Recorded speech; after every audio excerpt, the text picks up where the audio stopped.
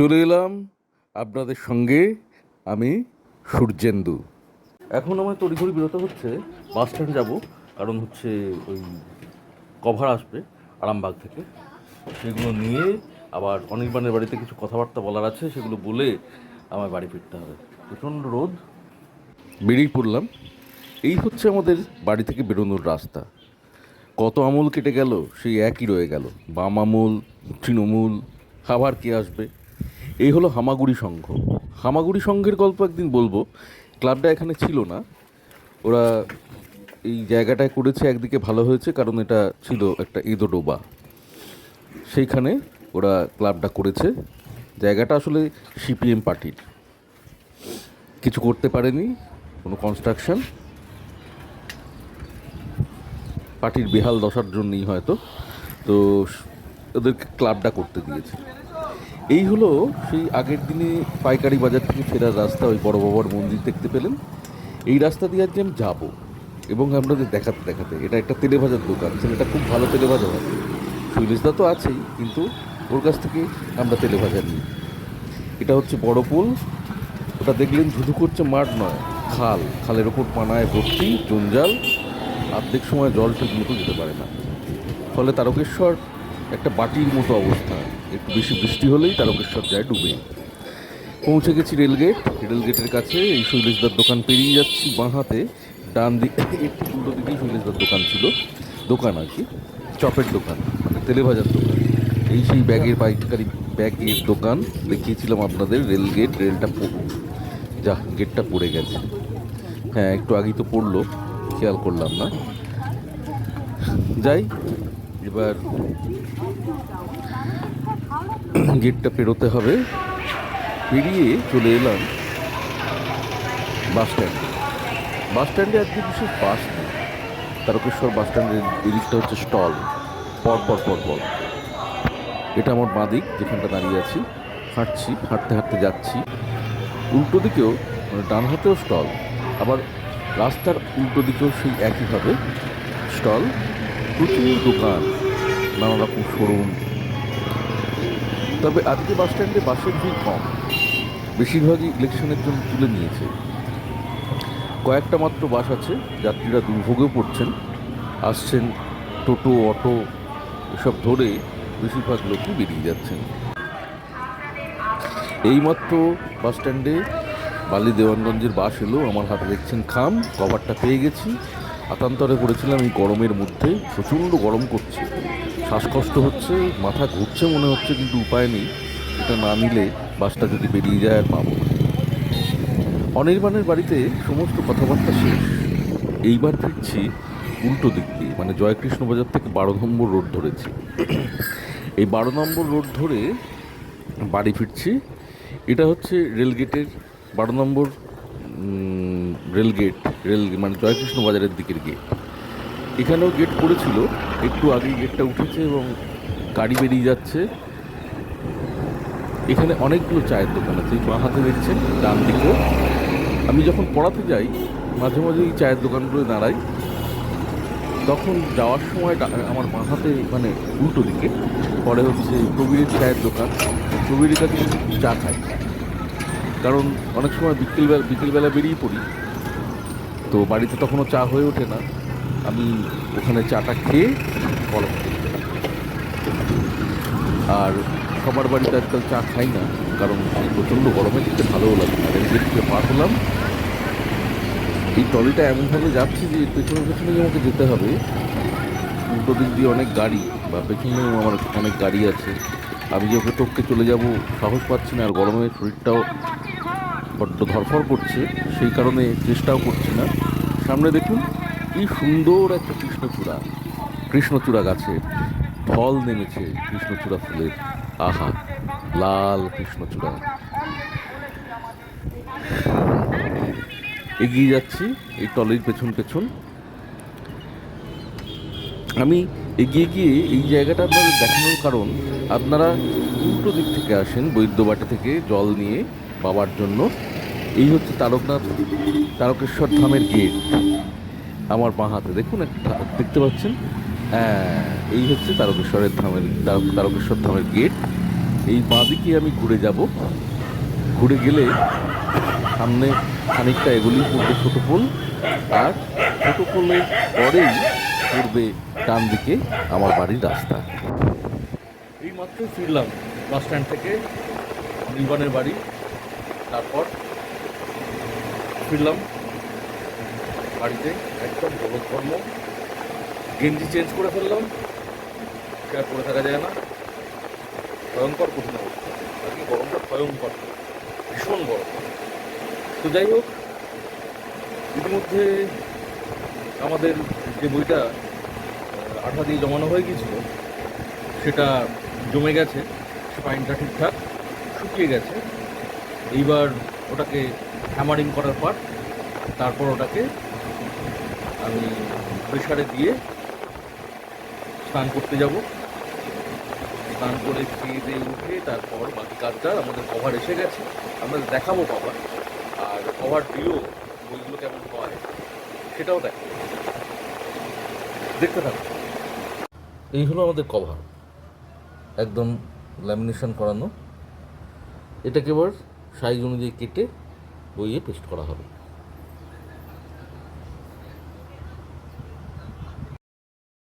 যে বইটায় স্পাইনে আঠা লাগিয়ে গিয়েছিলাম, এই দেখুন স্পাইনটা শুকিয়ে গেছে, জমে গেছে বইটা।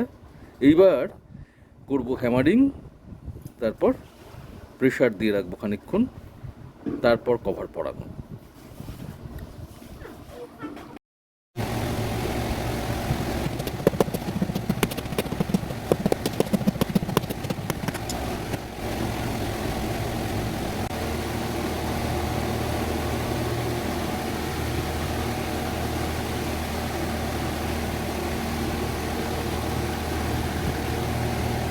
এবার দেখুন, মোটামুটি আমরা যেটা দেখতে পাচ্ছি সেটা হচ্ছে দুটো দিক, মানে যেদিকটা বইটা খোলে সেই দিক, আর স্পাইন, এটা স্পাইনের দিক, দুটো দিকের থিকনেস মোটামুটি এক জায়গায় এসে পৌঁছেছে। এবার আমরা একটা যন্ত্রে এটাকে প্রেসার দিয়ে রেখে দেবো।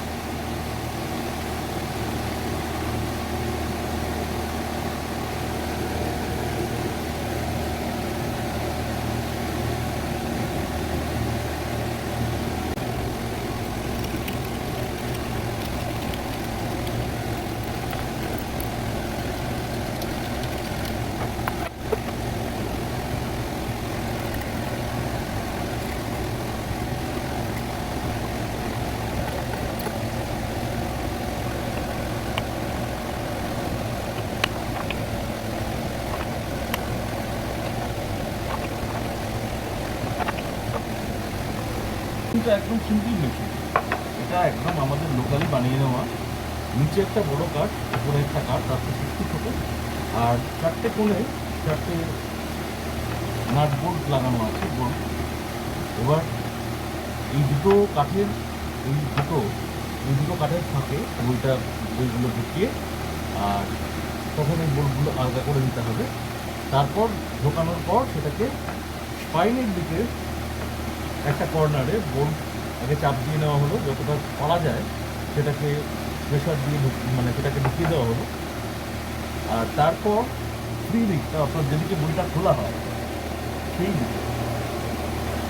সেই দিকে আমরা কী করলাম না, সেই দিকে ঘুরিয়ে নিলাম ওটাকে, মেশিনটাকে ঘুরিয়ে সেই দিকের একটা কোণের বোল্টে চাপ দিলাম। আবার স্পাইনের দিকে কর্নারের যে বোল্টটা ফ্রি ছিল সেইটাকে আবার ঢুকিয়ে দেওয়া হলো ভেতরে। আবার ফিরে এলাম কোন দিকে, আরেকটা কর্নার ফ্রি এর দিকের কর্নারটায়, সেই দিকটা আবার বোল্টটাকে ঢুকিয়ে দেওয়া হলো। তো এইভাবে এই বইটাকে আমরা প্রেসারে রাখলাম। আজকে একটা দিক বোধহয় আপনাদের নতুনই দেখালাম। আমি গেলাম আপনাদের, যখন বাড়ি থেকে বেরোলাম বাস স্ট্যান্ডের দিকে, তখন গেলাম আপনাদের পরিচিত রাস্তা দিয়ে। এই রাস্তাটা আমি আগেই দেখিয়েছিলাম, সেটা যেদিন পাইকারি সবজি বাজারে আমি গিয়েছিলাম সেই দিন ফেরার পথে এই রাস্তাটা আপনাদের দেখিয়েছিলাম। তো আজকে সেই পথে গেলাম, ফেরার সময় অনির্বাণের বাড়ি হয়ে যেহেতু এলাম, এলাম একদম উল্টো দিক দিয়ে, ঢুকলাম 12 নম্বর রোড ধরে তারকনাথ ধাম যে গেট আছে সেই গেটের কাছ দিয়ে। যখন মানে ভিডিওটা আপনারা দেখছেন তখন বুঝতেই পারবেন। তো যাক, এখন বইটা প্রেশার দেওয়া রইল, এর মধ্যে অন্যান্য কাজ সেরে তারপর আবার বইটা নিয়ে বসবো। এবার বইটাকে কভার লাগানোর সময় হয়ে গেছে, অনেক সময় হয়ে যাবে তখন তখন বইয়ে কভারটা লাগাবো। তো আমাদের কভারেও এসে গেছে, আপনাদের দেখিয়েছি।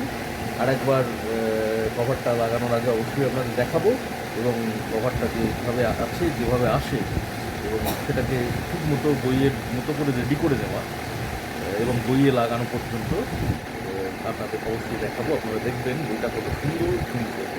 এবং তার সঙ্গে দুটো হার্ডবোর্ড আছে, সেই হার্ডবোর্ডগুলো যে কভার হবে সেটাও আপনাদের দেখাবো, যদি ভিডিওটা খুব বেশি বড় না হয়ে যায়। না হলে অন্য কোনো দিন সেই হার্ডবোর্ডে কীভাবে মানে জেল কভার লাগানো হয় সেইটা আপনাদের দেখাবো। দেখুন, কাজ একেবারে কমপ্লিট। এবার এই যে সাইজ করে কেটে নেওয়া হয়েছিল, কভারটাকে সাইজ করে কেটে নিয়ে কভারটাকে শুধু ওই বইটার ওপর বসিয়ে দেওয়া হয়েছে। দেখেছেন, এই হলো বইটা। এবার যেটা হবে, এবার এই যে এবড়ো খেবড়ো হয়ে আছে এই জায়গাগুলো এবড়ো খেবড়ো জায়গাগুলোকে মেশিনে কাটিং করে নেব, প্রেসে গিয়ে কাটিং করে নিলেই ব্যাস একদম সুন্দর ফিনিশিং। কাটিংটাও আপনাদের দেখাবো, কাটিং দেখাবো না, ওখানে হয়তো আমার ভিডিও করা একটু প্রবলেম হবে। তো আর একসাথে করাও যায় না, বা ওদেরকে অনুরোধ করলে হয়তো ওরা কাজে ব্যস্ত থাকবে, সেটা সম্ভব নয়। কিন্তু কাটিং করার পর এটা কী দাঁড়ালো সেইটা আপনাদের অবশ্যই দেখাবো। আচ্ছা,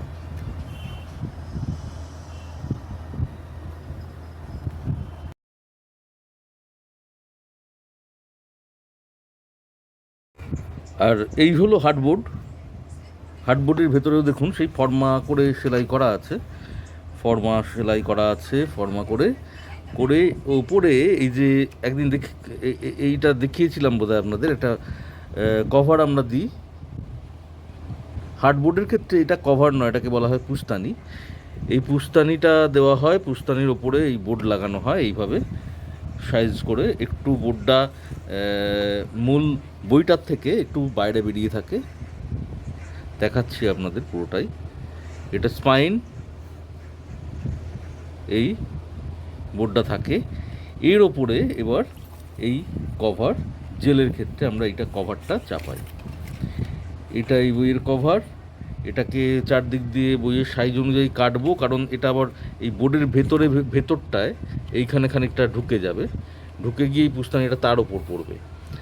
তো সেইভাবে সাইজ করে কেটে এটাকে পেস্ট করা হবে। আপনাদের পুরো কর্মকাণ্ডটা দেখাতে পারলে ভালোই হতো, চেষ্টা করছি দেখানোর। আপনারা দেখুন, এটাকে কেটে নেওয়ার পর কিভাবে এর সঙ্গে পেস্ট করা হয় সেইটা আপনাদের মানে দেখাবো।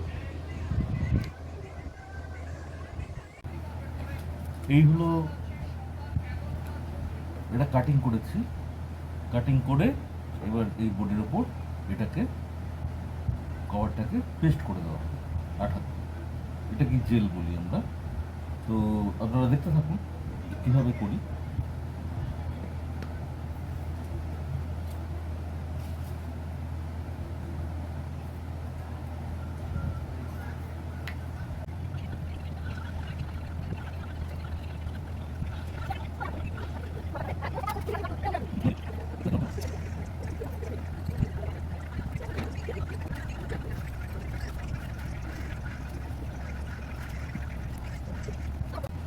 একদিকটা পেস্ট হলো, এবার এই দিকটা পড়ে যাচ্ছে, এদিকটাও এবার পেস্ট হবে, স্পাইনটা পেস্ট হবে। পরপর দেখুন, দেখতে থাকুন।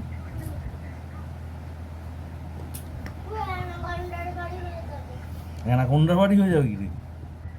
বাপ রে বাপ, কি কাণ্ড হয়ে যাবে তাহলে।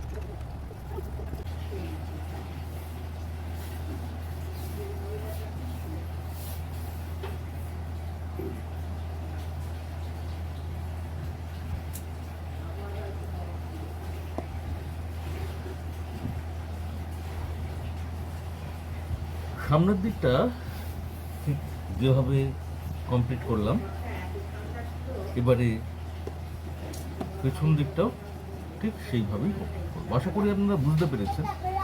ভিডিওটা আর বাড়াচ্ছি না, এই পর্যন্তই রাখছি। আপনারা দেখলেন যে কিভাবে পেপার ব্যাগ আমরা করি আর বোর্ড বাইন্ডিং করি। ঠিক এইভাবেই আপনারাও চেষ্টা করলে কিন্তু বাড়িতে এরকম প্রিন্ট আউট বার করে কোনো একটা বইকে ঠিক এইভাবেই পেপার ব্যাগে অথবা বোর্ড বাইন্ডিংয়ে বাঁধিয়ে রাখতে পারেন। এবং সেটা যদি খুব দামি বই হয় তাহলে তো আপনার অনেক কম খরচে ব্যাপারটা মিটে যায়। সেটা সাশ্রয় হয়, আপনি একটার জায়গায় 4টে বই প্রিন্ট আউট বার করে এইভাবে বই বানিয়ে নিয়ে পড়ে নিতে পারেন। আর এছাড়াও যেটা করতে পারেন, মানে এছাড়াও যদি প্রয়োজন হয়, আপনাদের আগেও বলেছি, যদি মনে করেন সূর্যেন্দুর সঙ্গে বিষয়ে যোগাযোগ করবেন তো সেটাও যোগাযোগ করতে পারেন। কিন্তু আজকে আমার উদ্দেশ্য ছিল আপনাদের ব্যাপারটা শেখানো, যাতে আপনারা নিজেরাই নিজেদের মতো করে বাড়িতে বসে এরকম প্রয়োজনীয় কোনো বইকে সুন্দর করে বাঁধিয়ে নিতে পারেন। এর পরবর্তী ভিডিওয়ে, মানে এর পরের কোনো একটা ভিডিওয়ে আমি আপনাদের দেখাবো যে কিভাবে, মানে যারা ব্যবসাদার মানুষ, ধরুন আপনার অনেকগুলো বিল হয়ে গেছে এক মাসে, বিল তো আমরা ফাইলিং করি, তো ফাইল থেকে অনেক সময় ছিঁড়ে টিড়ে যায়, তো সেক্ষেত্রে যদি সেটাকে সংরক্ষণ করতে হয়, ঠিক এইভাবেই বিলটাকে বাঁধিয়ে, মানে বোর্ড বাইন্ডিংয়ে বাঁধিয়ে রাখতে পারেন। ঠিক ফাইলের মতোই হবে ব্যাপারটা, এবং খুব সুন্দরভাবে সেটাকে সাজিয়েও রাখতে পারবেন, সংরক্ষণ করতে পারবেন। এটা পরবর্তী কোনো ভিডিওয়ে দেখাবো, এবং আরও দেখাবো যে এইরকমই ফরমার আকারে না করেও কোনো বইকে জেরক্স করে নিয়েও আমরা কীভাবে সাইড স্টিচের মাধ্যমে বইটাকে পড়ে ফেলতে পারি, মানে বইটাকে বাঁধিয়ে নিয়ে সংরক্ষণ করতে পারি, রাখতে পারি, পড়তে পারি, বইটা নষ্ট হবে না, এবং বহু দামি বই হলেও সেটা সাশ্রয় করতে পারি। সেক্ষেত্রে টাকাও বাঁচবে অনেকটা, আবার আরেকটা বই ওইভাবে করে নিতে পারবেন, কি আরও 10টা বই ওইভাবে করে নিতে পারবেন। যাই হোক, আজকে এইটুকুই। আজকের মতো আমি আসি, আবার আগামীকাল আপনাদের সঙ্গে দেখা হবে। এই ভিডিওর এটাই শেষ অংশ। পরবর্তী ভিডিওতে আবার নতুন ধরনের কাজ যদি দেখাতে পারি আমার ভালো লাগবে, চেষ্টা করব। আরও অনেক কাজ জমে আছে, আমিও কাজ করতে করতে এগোই, আপনারাও এগোতে থাকুন।